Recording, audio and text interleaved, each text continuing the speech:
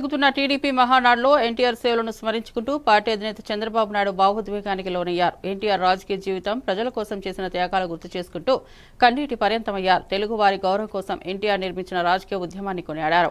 ఆయన ఆశయాలే పార్టీ బలమని, ఎన్టీఆర్ కలలు నిజం చేయాలంటే ప్రతి కార్యకర్త కృషి చేయాలని పిలుపునిచ్చారు. ఎన్టీఆర్ స్థాపించిన టీడీపీ పార్టీ ప్రజల ఆశయాలకు ప్రతిబింబంగా కొనసాగుతోందని చెప్పారు. రైతులకు నేస్తం, తాడి పీడిత ప్రజలకు ధైర్యం, యువతకు భవిష్యత్తు, మహిళలకు అండ, కార్మికులకు అభయం, అన్ని వర్గాలు కీర్తించే ఏకైక నాయకుడు ఎన్టీఆర్.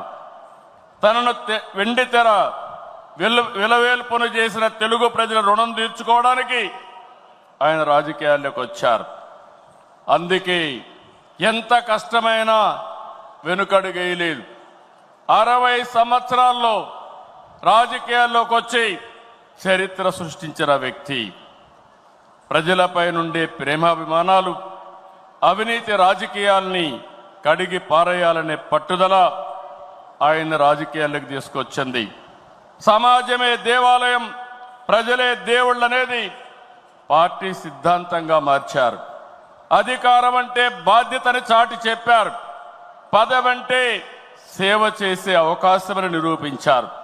పాలకులంటే సేవకులని చెప్పి దేశ రాజకీయాల అర్థాన్నే మార్చిన ఏకైక నాయకుడు ఎన్టీ రామారావు. ఎన్టీఆర్ పార్టీ పెట్టి కూడు గూడు గుడ్డ తన విధానం అని చెప్పారు.